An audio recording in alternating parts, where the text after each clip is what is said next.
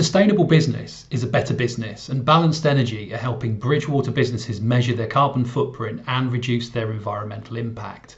But what is a sustainable business, and how does it reduce its carbon footprint to zero? I'm talking to Ashley Webber from Balanced Energy. A lot of businesses, even big corporate businesses with sustainability officers, have struggled with implementing all the new changes and guidelines around carbon emissions. Ashley, tell us a bit about what being net zero actually really means. So being net zero ultimately means removing as much greenhouse gas emissions that your organisation puts into the atmosphere as you put in. So removing what your organisation puts in. So the UK have made that law. So by 2050, every organisation, regardless of size, has to comply with that. So we are ultimately going towards a net zero economy, net zero society.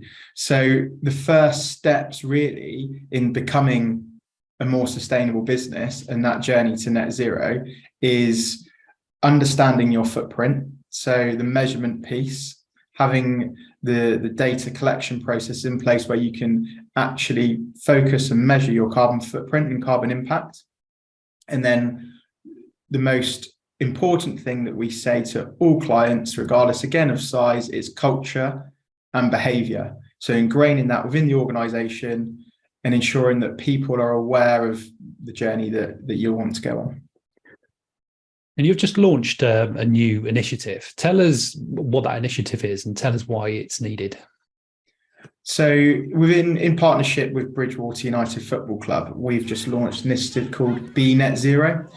So our organisation was really founded to help SME businesses understand their carbon footprint and really support them in making a difference. And that's what it's really important for us, is about being here as that support network to handhold organisations, because organisations, SMEs, we're a country made up of SMEs. They don't have the time, the capital costs or the knowledge to be able to do this kind of thing. And I think there's lots of pressure coming from supply chains, coming from large organisations, and there's lots of obviously talk in the media around net zero.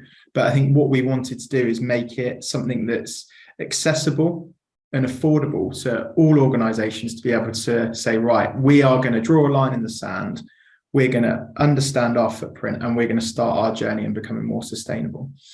In essence, what we want to try and capture is almost like a community of businesses that could come together, have a shared space where we will measure their carbon footprint, and then together we can then create this space where everybody can interact, collaborate to be able to, within the local community, bring down their emissions by sharing experience and sharing knowledge. Yeah.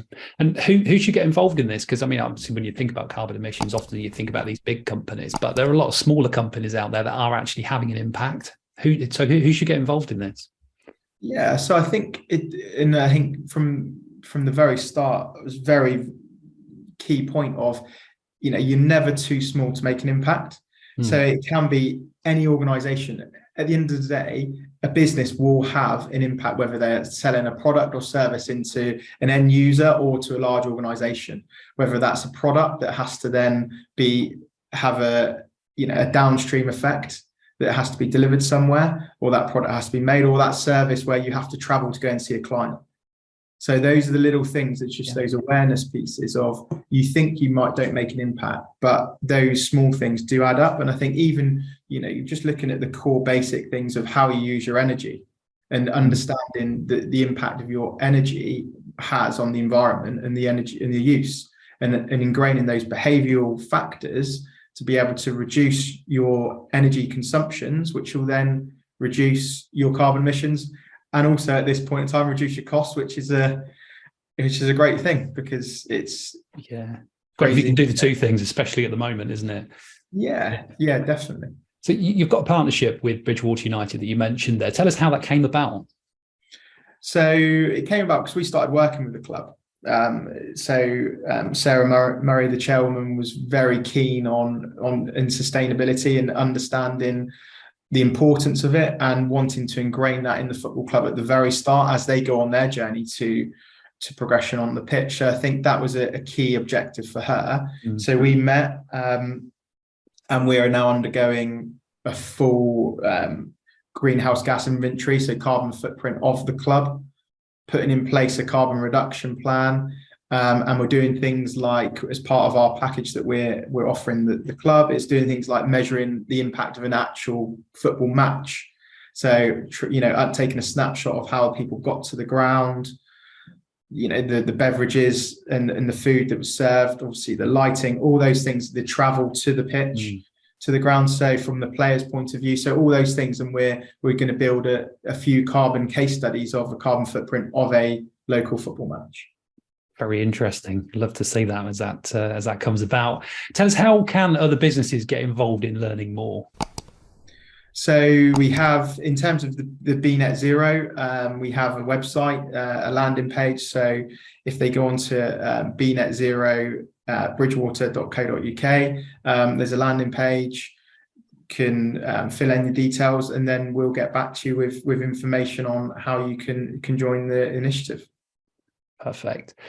Ashley, really do appreciate you joining us today to tell us what Balanced Energy are doing to help Bridgwater businesses get to net zero carbon. If you've enjoyed this episode, please subscribe to the channel. And if you want to get extra content and support the channel, then check out the Patreon link in the description.